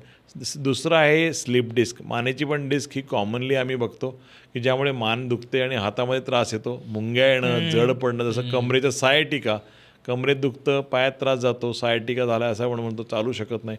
तसं मानेचं पण आपण म्हणतो की रॅडिक्युलर सिम्पटम्स असतात, रॅडिक्युलायटिस असं त्याला म्हणतात. स्लिप डिस्क होते, नस दबते आणि हातामध्ये त्रास जायला सुरू होतो, कोणाचा हात वीक व्हायला सुरू होतो किंवा काम करणं डिफिकल्ट होतं. त्या ठिकाणी ती गादी सरकलेली असते. हे 5 ते 7% लोकांना होतं, 93% लोकांना होत नाही. तर मसल्स झाले, स्नायू झाले, स्लिप डिस्क झाली. तिसरं कॉमन आहे मानेमध्ये आपण जे म्हणतो की जीवनसत्व आणि प्रथिनांची कमी, त्यामुळे पण हा त्रास होतो, व्हिटॅमिन डी आणि B12. आणि चौथं म्हणजे की बरेच प्रकारचे वात आहेत की आपण एक अँकिलोजिंग स्पॉन्डिलायटिस म्हणतो की जी मान कडक असते आणि असं बघायला लागतं, किंवा रुमॅटॉइड म्हणतो, आमवात म्हणतो किंवा सांधीवात जे आपण म्हणतो, हा खूप कॉमन असतो मानेमध्ये बऱ्यापैकी. आणि डिश पण एक नवीन प्रकारचा एक बिमारी आहे, पण ती आहे जुनीच, पण ते आता आपण आजकाल जास्त ट्रीट करतो की डिफ्यूज इडिओपॅथिक स्केलेटल हायपरऑस्टोसिस. तर त्यामध्ये पण मानेचं स्टिफनेस आपण जे म्हणतो ना की कडकपणा आला आहे, जास्त मुवमेंट, हे 3-4 कॉमनली दिसणारे मानेचे विकार आहेत की आपण त्यांना ट्रीट करतो. आणि सगळ्याच मानदुखींना खूप जास्त ॲडव्हान्स्ड तपासण्याची गरज किंवा काही असं इन्व्हेस्टिगेशन आणि सर्जरी अशी गरज नसते. मोस्ट ऑफ देम लाईफस्टाईल असतात आणि ज्यांना त्रास कमी होत नाही आपण जर आयडेंटिफाय केलं तर मेडिकेशन्सनी पण 90% लोकांना फरक पडतो. ओके. आणि फिजिओथेरपी ऑफकोर्स. ओके. आणि ज्यावेळेस असं काहीतरी मान दुखली आहे त्यावेळेस किंवा पाठ चमक भरली आहे त्यावेळेस काय गोष्टी नक्की केल्या पाहिजे आणि काय गोष्टी टाळल्या पाहिजे? म्हणजे पाठीचं तर बऱ्याचदा आपल्याला बसताच येत नाही, आपल्याला हालचालच करता येत नाही, पूर्ण मोबिलिटीच जाते. मान असेल तर मग आणखीनच जास्त त्रास होतो कारण मानच वळवता येत नाही, म्हणजे वर खाली बघता येत नाही बऱ्याचदा, टेक्स्नेक अजिबातच कुठेच काही करता येत नाही, मग खूप जास्त त्रास व्हायला लागतो, म्हणजे दिवसभराच्या पूर्ण मोबिलिटीवरती त्रास होतो. करेक्ट. अशा वेळेस पहिल्यांदा कुठल्या गोष्टी केल्या पाहिजे आणि कुठल्या गोष्टी टाळल्या पाहिजे? करेक्ट. तर सगळ्यात सोप्या घरगुती इलाज मी तुम्हाला सांगतो. पडलं आहे किंवा झटका लागला आहे, ॲक्यूट इंजुरी आहे, कोल्ड फोमेंटेशन, थंड फोमेंटेशन जे मेडिकल शॉपमध्ये मिळतात ते आईस पॅक असतात, बरोबर, ते आपण अप्लाय करू शकतो. इंजुरी असेल कोल्ड पॅक, किंवा असं कॉन्स्टंट बसून होतं आहे, हॉट वॉटर फोमेंटेशन ज्या आपण हे मिळतात रबर बॅग असतात ते आपण वापरू शकतो. सगळ्यात बेसिक अँटी इन्फ्लामेटरी मेडिसिन्स की आपण आपल्या घराच्या आसपासच्या चांगल्या डॉक्टरकडे जाऊ शकता, स्पाईन स्पेशलिस्ट किंवा ऑर्थोपेडिक सर्जन्स, ते तुम्हाला सांगू शकतील की ही गोळी घे, 2-3 दिवस जरा रेस्ट कर, ॲक्टिव्हिटी कमी करा, थोडी ॲक्टिव्हिटी रिड्यूस करा, आणि मला वाटतं की याच्याने खूप फरक पडतो. जेव्हा आपण इन्फ्लेमेशन झालेलं असतं काही कारणामुळे, ते जेव्हा सेटल होतं ऑटोमॅटिकली तुम्हाला बरं वाटायला लागतं. पण जेव्हा त्रास 3-4 आठवडे कॉन्स्टंट राहतो किंवा कंबर दुखते, पायात त्रास झाला आणि चालायला त्रास होतो आहे, किंवा जेव्हा असा त्रास व्हायला लागतो, मग त्या ठिकाणी मला वाटतं की तपासण्यांची गरज येते. आपण नॉर्मली एक्सरे करतो, ज्यांचा त्रास परसिस्टंट आणि रेडिक्युलर किंवा असं म्हणतो की रेडिक्युलोपॅथी झाली आहे, सायटिका झाला आहे, मानदुखी आणि हातदुखी झाली आहे, वीकनेस यायला लागला आहे, चालायला त्रास होतो, हे प्रमाण कमी असतं 5-6%. त्या ठिकाणी MRIची गरज पडते. तर निदान करणं गरजेचं आहे, कारण we may be missing something, की त्या ठिकाणी खरंच काहीतरी असेल आणि अननेसेसरी किंवा कोणाला खूप जास्त पेन असतं त्या ठिकाणी पण तपासण्या लवकर कराव्यात. अननेसेसरीली असं वेट करण्याची गरज नाही. तर ज्यावेळेस असं कुठल्याही पद्धतीचं पाठीचं मानेचं म्हणजे स्पाईन रिलेटेड इंजुरीज कुठलीही होते त्यावेळेस काय काय ऑप्शन्स असतात, म्हणजे जसं आपण फिजिओथेरपीबद्दल एक बोलूयात की काय काय करू शकतो आपण. जसं आत्ता मला लागलं आहे काहीतरी, आत्ता दुखतंय, तर मी काय बेसिक 1-2-3 गोष्टी करून बघितल्या पण तरीही पेन थांबलं नाही, तरीही त्रास होतो आहे, तर पुढे काय करायला हवं आणि त्याच्या प्रोसिजर्स काय काय असतात तर ट्रीटमेंटच्या? मला असं वाटतं की फिजिओथेरपी ही खूपच महत्त्वाची ब्रँच आहे जेव्हा पाठदुखी किंवा मानदुखी असते. आणि बऱ्याच पहिले असं मॅकेन्झी एक्सरसाइजेस होत्या किंवा एक प्रकारचे सेट्स असतात किंवा कोणी न्यूझीलंड, ऑस्ट्रेलिया या लोकांनी खूप स्पेसिफिकली स्टडी करून केलेलं आहे. मलिगन एक्सरसाइजेस किंवा आयसोमेट्रिक, आयसोकायनेटिक, त्याच्यात पण बरेच प्रकार आहेत.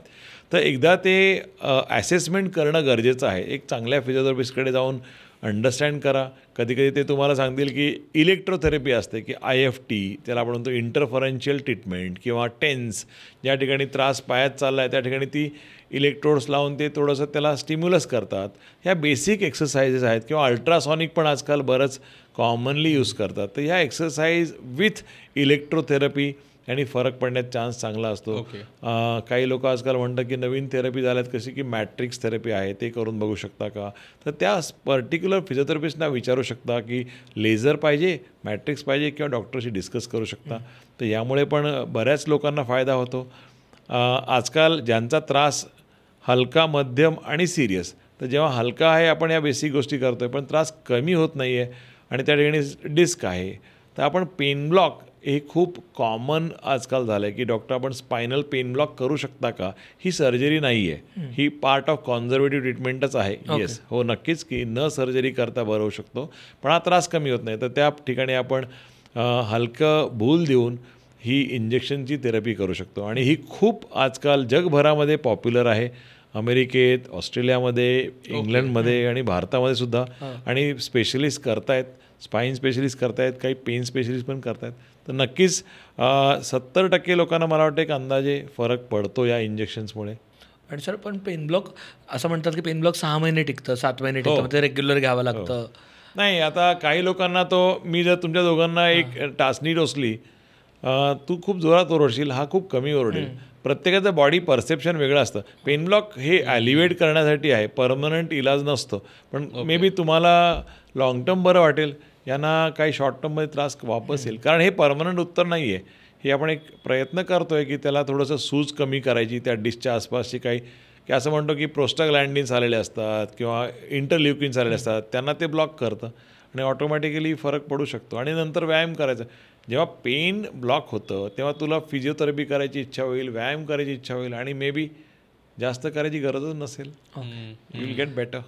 आणि एक गोष्ट जी खूप रेग्युलरली करतात लोक, ते म्हणजे वेगवेगळे मलमं आणि स्प्रेज लावतात.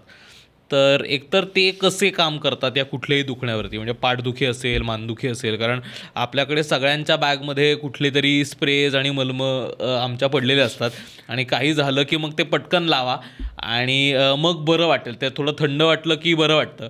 तर नेमकं ते कसं काम करतं आणि ते खरंच मदत करतं का? नाही, नक्कीच मदत करतं, कारण हे सुदिंग असतं की हे एक लोकल एक की खूप डीप जात नाही, ते सुपरफिशियल असतं. पण ॲटलिस्ट त्या ठिकाणचं पेन तरी तुम्हाला वाटतं की मला बरं वाटतं. जसं की तुम्ही आयोडेक्स वापरता किंवा झेंडूबाम वापरता, अमृतांजन होतं ते वापरता किंवा अजून बरेच आले, बरेच स्प्रे, मूचा स्प्रे, वॉलिनी आहे, भरपूर मेडिसिन्स आहेत ॲलोपॅथीमध्ये पण आणि आयुर्वेदिकमध्ये पण भरपूर स्प्रे आहेत आणि आपण ते वापरतो. तर याच्यामुळे नक्कीच जेव्हा मसल स्प्रेन असतं ना, त्यामध्ये ह्याचा खूप चांगला फायदा होऊ शकतो. पण जेव्हा डीप असेल पेन किंवा समटाईम्स त्या ठिकाणी स्लिप डिस्क असते, कधी एखादं इन्फेक्शन असू शकतं मणक्यामध्ये, कधी गाठ असू शकते, त्या पेनना याचा फायदा होत नाही. ओके. हां, त्या सुपरफिशियल किंवा मस्क्युलर बेसिक त्रास नक्कीच स्नायूंचा कमी होऊ शकतो. ओके. सर आपण आता बेसिक पाठदुखीबद्दल बोललो, पण जेव्हा सायटिका आहे किंवा स्लिप डिस्क आहे तेव्हा आपण काय ट्रीटमेंट्स असतात? कारण का तेव्हा खूप भीती वाटते आणि मग तेव्हा सर्जरी हा एकमेव ऑप्शन असतो का? नाही, आता मी तुम्हाला हे पहिले तिन्ही सगळ्यात महत्त्वाचं सांगतो की स्लिप डिस्क म्हणजे काय. दोन मणक्याच्या आतमधली जी गादी स्लिप होते आणि नसांना दाबते तेव्हा कमरेतून पायात त्रास जातो किंवा मानेतून हातात त्रास जातो, त्याला स्लिप डिस्क म्हणतात. स्पॉन्डिलोसिस म्हणजे काय?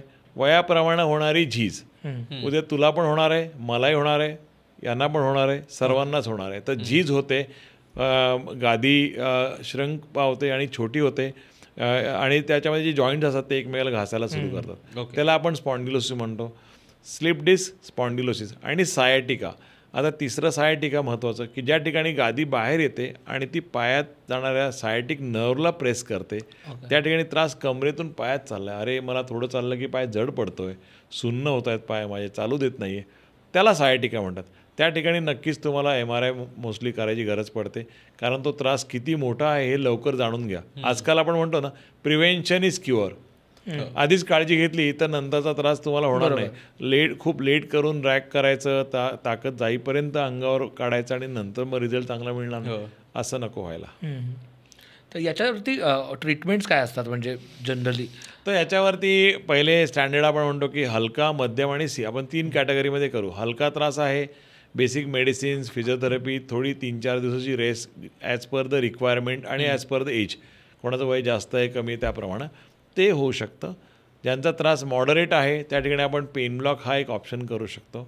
आणि ज्यांचा त्रास खूप जास्त आहे, जे प्रमाण 5% असतं, की जो त्रास कॉन्स्टंट आहे, किंवा कोणाला फ्रॅक्चर झालं आहे मणक्याचं, ऑस्टिओपोरोसिस झाल्यामुळे मणका तुटला आणि नस दबत चालली, त्या ठिकाणी आपल्याला मग ती सर्जरी करून फिक्स करावं लागतं. किंवा गादी बाहेर येते आहे, स्टेनॉसिस झाला आहे किंवा मणका सरकला आहे आणि नस अडकली आहे, त्यामुळे कंबर आणि पाय दुखतेत, कामच करू शकत नाही, नोकरी पण सोडून बसलो आहे, त्या ठिकाणी ती नस मोकळी करू शकतो. त्याला क्लिप पण लावायची गरज पडते. 70 ते 80% सर्जरीजमध्ये इम्प्लांटेशनच्या शिवाय आपण सर्जरी करू शकतो. 10 ते 20% सर्जरीजमध्ये आपल्याला इम्प्लांटची गरज पडू शकते. आणि आजकाल खूप ॲडव्हान्समेंट झालेली आहे. मिनिमली इन्व्हेजिव्ह आपण जे म्हणतो की मिनिमल ॲक्सेस स्पाईन सर्जरी खूप प्रचलित झाली आणि खूप ॲडव्हान्स होती आहे. त्यामुळे कमी सॉफ्ट टिश्यूचं डिसेक्शन होतं, कमीत कमी ब्लिडिंग होते आणि हे बेसिकली सिलेक्टिव्ह पेशंटसाठीच लागतं. नाही, मला तेच विचारायचं होतं, कारण बऱ्याचदा स्पाईन रिलेटेड काही सर्जरीज म्हटलं की भीती वाटते पहिल्यांदा, की जर ते व्यवस्थित नाही झालं तर पॅरालिसिस होईल, लुळेपणा येईल, कारण नर्व सोबत जोडलेलं आहे. तर याचं खरंच किती प्रमाण आहे? कारण कुठल्याही या पद्धतीची स्पाईनची सर्जरी म्हटलं ना की पहिल्यांदा भीती वाटते. फिअर फॅक्टर खूप महत्त्वाचा आहे आणि आहेच तो. आणि मणक्याच्या सर्जरीमध्ये 2 ते 4% कॉम्प्लिकेशन्स हे नोटेड आहेत, लिटरेचरमध्ये पण आहे, सगळीकडेच आहे. पण आपण काय सांगतो की 1990च्या दशकामध्ये भारतामध्ये MRI आला मुंबईला पहिले, आणि त्याच्यानंतर आपली मणक्याची जी समजूत होती किंवा अंडरस्टँडिंग म्हणतो ती जास्तच चांगली झाली. त्याच्या आधी आपण एक्सरे किंवा CT स्कॅनवरती निदान करायचो, सर्जरीज मोठ्या होत्या आणि त्या ठिकाणी बरंच एक्सपोजर, ब्लिडिंग पण, ॲनेस्थेसिया पण वेगळ्या प्रकारचे त्यावेळीच होते आणि प्रगती कमी होती. आणि काही पेशंटना, कारण आपण भीती असल्यामुळे खूप लेट प्रेझेंटेशन व्हायचं, डॉक्टरांच्याकडे लेट गेल्यानंतर रिझल्ट पण कमी असायचे आणि त्यामुळे तो फॅक्टर जो आहे तो कॉन्स्टंट राहिला. जसं की हार्टच्या सर्जरीमध्ये आजकाल अँजिओप्लास्टी खूप कॉमनली दिसतात, पण जुन्या काळात खूप भीती वाटायची लोकांना. तसं मणक्याची पण सर्जरी आजकाल खूप इंडोस्कोपिक, मिनिमल इन्व्हेजिव्ह किंवा खूप टेक्नॉलॉजीनी सपोर्ट केल्यामुळे सेफ झालेली आहे. जे प्रमाण 20% ते 30% होतं ते मला वाटतं की 2 ते 3% किंवा 4%पेक्षा कमी झालेलं आहे. रिस्क फॅक्टर कमी आहे नक्कीच. आणि त्यामुळे ते या प्रत्येकाची केस आणि कंडिशन वेगळी असते. नक्कीच आपण डॉक्टरांना विचारा, डिस्कस करा. ज्या ठिकाणी तुम्ही आहात, orthopaedic surgeons, spine surgeons, neurosurgeon जे करणार आहेत त्यांच्याशी डिस्कस करा व्यवस्थित, कारण ते तुम्हाला समजून सांगतील सगळ्यांना. कारण प्रत्येकाची केस वेगळी असते, त्यामुळे एकाच ठिकाणी आपण सगळ्यांना एकाच प्लेटमध्ये टाकू शकत नाही. बरोबर. कारण आता रेग्युलरली मी बऱ्याचशा रिलेटिव्समध्ये, मित्रांमध्ये हे ऐकलं की ते L3 L4 मधली गादी थोडीशी झिजली आहे, किंवा अगदी यंग माझ्या एक 2 यंग फ्रेंड्स आहेत, त्यांच्या L4 L5 मधली थोडी सरकली आहे आणि मग त्यांना कोणीतरी सांगितलं की सर्जरी करायला लागेल. मग ते आलं की हे सर्जरी वगैरे करणार नाही, घाबरून जातात. तर ह्या केसेसमध्ये म्हणजे सर्जरी कोणत्या केसेसमध्ये लागते आणि कोणत्या केसेसमध्ये लागत नाही? की ज्यांना त्रास हलका आहे आणि रोजचा त्रास होतोय पण एवढा जास्त नाही. आपण स्केल जर विचार केली की 1 to 10, की जर तो प्रमाण एक 2 ते 3% आहे, म्हणजे आउट ऑफ 10 5 पर्यंत 6 पर्यंत आहे, पण मॅनेज होतं आणि मध्ये येतोय, मध्ये त्रास नाही, आय एम ओके. पण जेव्हा त्रास 7 ते 8च्या वरती आहे की एव्हरीडे लाईफ माझं डिफिकल्ट झालं आहे, ॲक्टिव्हिटीज ऑफ डेली लिव्हिंग म्हणजे रोजचंच दैनंदिन माझं लाईफ डिफिकल्ट होत चाललं आहे, कंबर दुखते किंवा मान दुखते, हातात त्रास येतो आहे, वीकनेस आला आहे, चालू देत नाही आहे, या ठिकाणी ज्या ठिकाणी नसांच्यावरती दबाव असतो त्यांना सर्जरीची गरज नक्कीच असते. की इन्स्टॅबिलिटी, न्यूरोलॉजिकल डिटिरिएशन म्हणजे की मज्जाराजूच्यावरती दबाव आणि नस दबून वीकनेस आलेला असतो, त्या ठिकाणी नक्कीच तुम्हाला सर्जरीची गरज आहे. आणि आपण आजकाल इंडोस्कोपी, दुर्बिणीची शस्त्रक्रिया खूप कॉमन प्रचलित झालेली आहे. UBE आपण म्हणतो की बायपोर्टल इंडोस्कोपी किंवा युनिपोर्टल इंडोस्कोपी, ही पण खूप आजकाल चांगल्या रीतीने पूर्ण भारतामध्ये परफॉर्म होते. आणि मिनिमली इन्व्हेजिव्ह स्पाईन सर्जरी आपण म्हणतो MISS, ही पण खूप प्रचलित झाली आणि त्याचे पण रिझल्ट्स खूप चांगले आहेत, कारण त्या ठिकाणी खूप कमी अमाऊंट ऑफ एक्सपोजर होतं, एक्झॅक्ट टार्गेटेडच सर्जरी होते, त्यामुळे इम्प्रूव्हमेंटचा चान्स खूप चांगला आहे आजकाल, पण ते पण इंडिकेटेड पेशंट्समध्येच. अजून एक प्रश्न ते म्हणजे आता आपण L4, L5 आणि त्या गादीबद्दल बोलत होतो, तर हल्ली मार्केटमध्ये वेगवेगळे अल्टरनेटिव्ह थेरपीज सुरू झाल्यात आणि त्यातली एक स्ट्रीम असं सांगतं की ते तुमची गादी रिजनरेट करून देतील.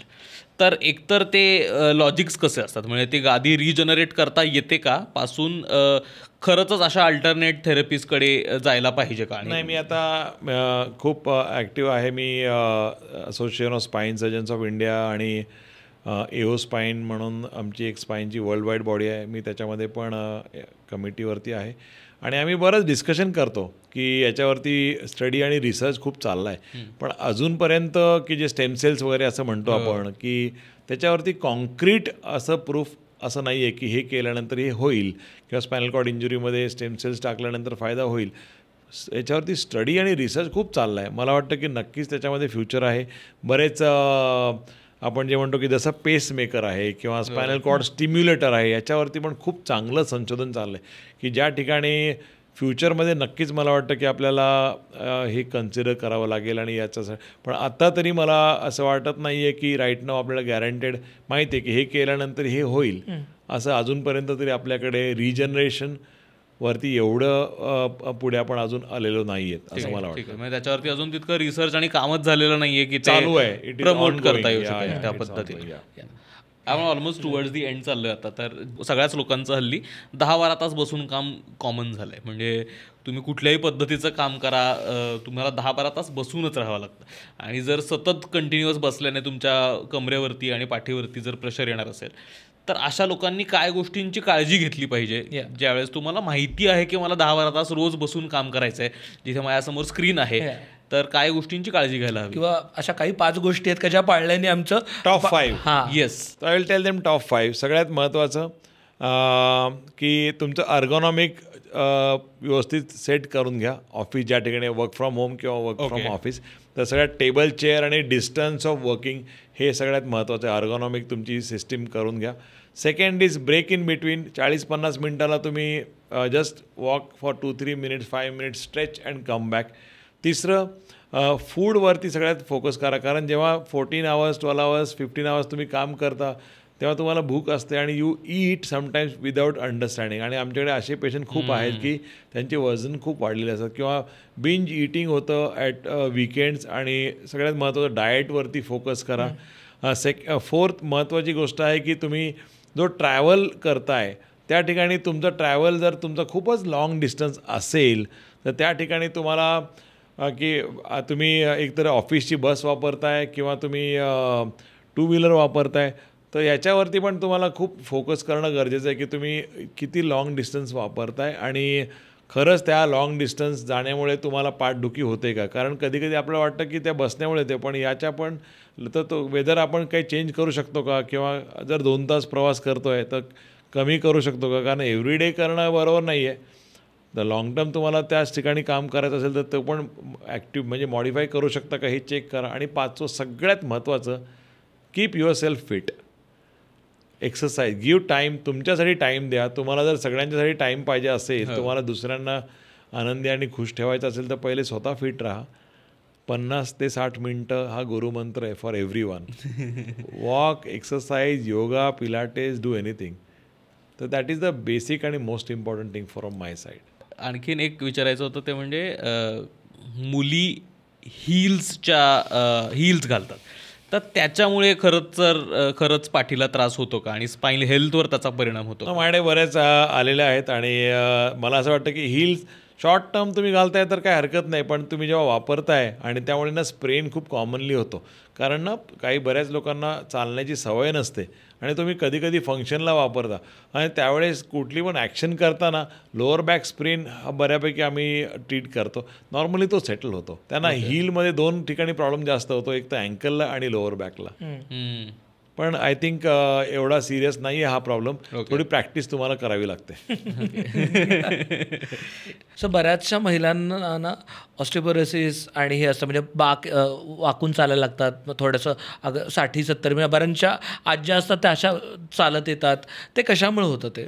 तर सगळ्यात महत्त्वाचं आपण बोन ठिसूळ होणे. ऑस्टिओपोरोसिस म्हणजे एक बोन आहे, 30 ते 40 वर्षापर्यंत तुम्ही पडता, तुम्ही पटकन उठता आणि काम करता. 50मध्ये थोडंसं हलकं क्रॅक होतं, 60मध्ये ते तुटतं. कारण 40 ते 50पर्यंत महिलांना बोन जे मिळणारं कॅल्शियम D3 हे खूप चांगलं मिळतं आहे, पण 50च्या नंतर जवळ आपण म्हणतो की मेनोपॉज येतो, महिन्याची पाळी थांबते आणि त्याच्यानंतर जे जमलेलं बोन स्टॉक आहे तो हळूहळू झडायला सुरू होतो, झड सुरू होते त्याची, आपण जे म्हणतो की रिसॉप्शन. आणि त्या ठिकाणी बोन जेव्हा, कारण हे सगळं हॉर्मोन रिलेटेड जास्त असतं, त्यामुळे महिलांच्यामध्ये ऑस्टिओपोरोसिस किंवा हाडांचा ठिसूळपणा जास्त असतो आणि त्याच्यामध्ये पेन ऑस्टिओपोरोसिसमुळे होत नाही, पण पेन हे मिनोपॉझल जे असतात त्या ठिकाणी तो सिंड्रोम असतो की हॉर्मोनल इम्बॅलन्समुळे वीकनेस येणं किंवा असं. That is one.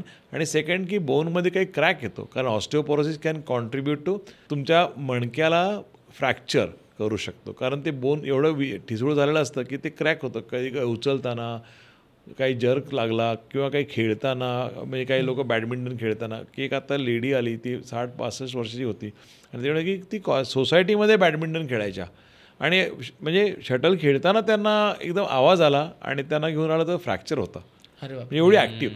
तर म्हणजे या गोष्टी ऑस्टिओपोरोसिसमुळे पण होऊ शकतात. तर मला वाटतं त्याच्यासाठी खूप चांगल्या मेडिसिन्स आता आपल्याकडे अवेलेबल आहेत. प्रॉपरली तुम्ही त्याची निदान करून घ्या. डेक्सा स्कॅन म्हणतात, हा एक तपासणी करून घ्यायची 45 ते 50च्या वरच्या महिलांनी आणि 55च्या वरच्या पुरुषांनी, 55 ते 60 एकदा बघायचं की बाबा आपली बोन डेन्सिटी ठिसूळपणा कसा आहे. त्याला औषधांनीच आपण चांगल्या ट्रीटमेंट करू शकतो. बोन्स चांगले असतील तर तुम्ही लॉंग आणि हेल्दी राहू शकता. आणि यंगस्टर्स हे होऊ नये पुढे म्हणून काही काळजी घेऊ शकतात का खाण्यात आणून, एस्पेशली बायका? कारण का अगेन मगाशी जे बोललो आपण, गृहिणी त्यांच्या खाण्याकडे लक्ष देत नाहीत, तर ते काही खाण्यात गोष्टी आणू शकतात का ज्यांनी पुढे जाऊन हे होणार नाही? करेक्ट. खाण्यापेक्षा मला वाटतं की स्ट्रेंथ, मसल आणि स्नायू आणि बोन हेल्थ हे जर तुम्ही चांगलं ठेवलं ना, रक्ताभिसरण आणि बोन, म्हणजे कोणी बॅडमिंटन खेळतं आहे, कोणी क्रिकेट खेळतो आहे, सम ॲक्टिव्हिटी जर असेल ना, तर तुम्ही लाँग टर्म तुमचे बोन्स हेल्दी राहतील. हे सगळ्यात महत्त्वाचं. तर यंग एजपासूनच तुम्ही ठेवलं तर नक्कीच there is a good chance. At the same time थोडी अनुवांशिक असतं याच्यामध्ये प्रमाण, की त्यामुळे काही गोष्टी आपण तपास पण करणं गरजेचं आहे. ओके. आणि कॅल्शियमच्या टॅबलेट्स घेतल्याने किती परिणाम होतो? नाही, कॅल्शियम म्हणजे तुम्हाला जे रिक्वायर्ड आहे ते घ्यावं. की बऱ्याच वेळेस की काही लोक खूप लवकर सुरू करतात, तर गरज नाही आहे यंग एजमध्ये सुरू करण्याची. 45-50च्या नंतर महिलांना लागतं की त्या ठिकाणी जर कमतरता असेल तर, आणि 55-60च्या नंतर पुरुषांना पण लागतं. पण ते जर गरज आहे तर आपण चेक करायचं आणि करायचं. तुम्ही जो प्रश्न विचारला की त्या काही पेशंटना तुम्ही असं वाकलेले बघता, तर बेसिकली हा जेव्हा वाक येतो तेव्हा बऱ्यापैकी 70 ते 80% लोकांना फ्रॅक्चर झालेले असतात आणि ते त्याने अंगावर काढलेले असतात किंवा थोडं रेस्ट घेतलेली असते आणि ते हळूहळू ते मणके तुटत जातात. त्याला आपण ऑस्टिओपोरोटिक फ्रॅक्चर्स म्हणतो किंवा ठिसूळपणामुळे झालेले, आणि त्यामुळे बाकापण येतं. त्याच्यामध्ये तपासण्या करणं आणि त्याप्रमाणे ॲप्रोप्रिएट ट्रीटमेंट करणं गरजेचं आहे. काही बऱ्याच लोकांना ब्रेस आपण देतो, बेल्ट देतो, स्टिक वापरा म्हणून सांगतो, सो दॅट तुम्ही असं वाकून चालण्यापेक्षा सरळ एक सपोर्ट घ्या, बेसिक सपोर्ट. सिम्पल गोष्टी पण त्याला फरक करू शकतात. ओके. सो आता आपण सर्जरीबद्दल बोललो, तर आणि आता मी बऱ्याचदा रोबोटिक सर्जरी वगैरे हे वाचतो, तर स्पाईन सर्जरीमध्ये रोबोटिक आल्याने काही फरक पडला आहे का? त्याची ॲक्युरेसी वाढली आहे का? It's just another fancy word? नाही, असं फॅन्सी वर्ड नाही आहे. नक्कीच तंत्रज्ञान आहे आणि डेव्हलपमेंट आहे चांगली, की आपण जे म्हणतो की 3D नॅव्हिगेशन, की इंट्रा ऑपरेटिव्ह, की ऑपरेशन करतानाच आपल्याला बऱ्याच गोष्टी ज्या लागतात ते डायरेक्ट सांगू शकतं हे नेव्हिगेशन की या ठिकाणी जसं GPS आहे की इथून समोर जा आणि राईटला जा. तर तसं स्पाईनमध्ये पण आपण हे आजकाल तंत्रज्ञान वापरतो, त्याला आपण ओआर्म नॅव्हिगेशन म्हणतो, की ज्या ठिकाणी अचूकता प्रिसिजन असते की याच ठिकाणी आपल्याला तो इम्प्लांट वापरायचा आहे, एक्झॅक्टली त्याच ठिकाणी हा ट्युमर दिसतो आहे काही काही ठिकाणी. तर हे आपण खूप फरक पडला आहे, या गोष्टी येत आहेत आणि ऑलरेडी भारतामध्ये सुद्धा आपण खूप प्रगत झालेलो आहोत रोबोटिक इन्हान्स टेक्नॉलॉजीमुळे आणि नॅव्हिगेशनमुळे. ह्याच्यामुळे पेशंट्सचा खूप चांगले आउटकम्स मिळत आहेत आणि अजूनही सर्जरीची ॲक्युरसी आणि सेफ्टी खूप वाढलेली आहे. आता लुळंपांगळं होण्याची जी भीती होती ती किती राहिली आता पर्सेंट? खूप कमी, एक्स्ट्रीमली लेस. फायनल राऊंड सर, ज्यात बेसिक रॅपिड फायर विचारणार, तर शक्यतो एका शब्दात किंवा एका वाक्यात उत्तर देण्याचा प्रयत्न करा. पाठीसाठी जास्त हानिकारक काय आहे? लांब वेळ म्हणजे खूप जास्त वेळ उभं राहणं की खूप जास्त वेळ बसून राहणं? बसून राहणं. जिम की योगा पाठीसाठी काय उत्तम? Both regularly. सायकलिंग की रनिंग पाठीसाठी काय बेस्ट आहे? आय थिंक ब्रिस्क वॉक सगळ्यात छान आहे. रनिंग आणि सायकलिंग अल्टिमेटली रेग्युलर केलं तर तुम्ही फिट राहू शकता. दोन्ही पण मला वाटतं की कोणी असं सेपरेट करणं नाही बरोबर आहे, पण बोथ आर इक्वली गुड. जड वजन उचलताना गोल्डन रूल काय? गुडघा पण यूज करा आणि थोडंसं बेंड गुडघ्यात पण करा आणि कमरेत पण करा. जास्त हानिकारक काय आहे? म्हणजे उशी न घेता झोपणे की मोठी उशी घेऊन झोपणे? नॉर्मल उशी घेऊन झोपणे हे चांगलं. ओके. मोठी उशी इज नॉट गुड. ओके. आणि न उशी घेता झोपणे पण इज नॉट रिकमेंडेड? नाही चालेल, हरकत. ओके. बरं हां, मोठी उशी इज नॉट रिकमेंडेड. ऑफिसमधला फुटरेस्टने खरंच फायदा होतो का? नाही. खूप एक्सपेन्सिव्ह शूज उपयोगाचे आहेत का पाठीसाठी? नाही, नक्कीच नाही. प्रत्येक वेळेस MRI गरजेचा असतो का पाठीसाठी? नाही. पोश्चर करेक्शन बेल्ट उपयोगाचे आहेत का? नाही. कमी वयात जर ऑपरेशन केलं स्पाईन रिलेटेड तर पुढे त्रास होतो का? डिफिकल्ट आहे की नेमकं कशासाठी केलं हे महत्त्वाचं असतं. कारण आता आम्ही लहान मुलांची ते डिफॉर्मिटी सर्जरीज करतो आणि ते जसे वाढतात काही काही ठिकाणी आम्हाला त्यांना दुसऱ्यांदा पण तो ऑप्शन द्यावा लागतो. त्यामुळे थोडंसं एक्झॅक्ट सांगणं डिफिकल्ट आहे. म्हणजे केस टू केस डिपेंड आहे. Case to case. Yes, thank you so much sir. म्हणजे बसून बसून जे आम्हाला कदाचित भविष्यात पाठदुखी होणार आहे त्याच्यासाठीचा आम्ही एपिसोड आत्ताच करून टाकला आहे. सर हाडांचे शिक्षक आहेत. पण खूपच इम्पॉर्टंट आजचा एपिसोड होता, कारण ज्या पद्धतीचं लाईफस्टाईल आत्ता आपलं झालेलं आहे, इतका वेळ बसून काम असतं आणि त्यामुळे सतत वरचेवर पाठदुखी मानदुखी हे इतकं कॉमनली आपण त्याच्याबद्दल बोलतो, ते अनुभवतो. तर त्याच्यासाठीचा खूप महत्त्वाचा एपिसोड आहे. तुमच्या वेळात बिझी स्केड्यूलमध्ये सुद्धा वेळ काढून आम्हाला वेळ दिलात त्यासाठी खूप खूप आभार. आणि तुम्हाला आजचा एपिसोड कसा वाटला नक्की कळवा. मला माहिती आहे आजचा एपिसोड फॅमिली ग्रुप्सवर जाणार आहे आणि सगळ्यांना पोचणार आहे ज्यांच्या पाठामाना दुखतात, आणि त्यासाठी काय केलं पाहिजे काय नाही केलं पाहिजे कदाचित हे तुम्हाला या एपिसोडमधनं सापडलं असेल. तर येस, थँक्यू सो मच. धन्यवाद. लो बसावा.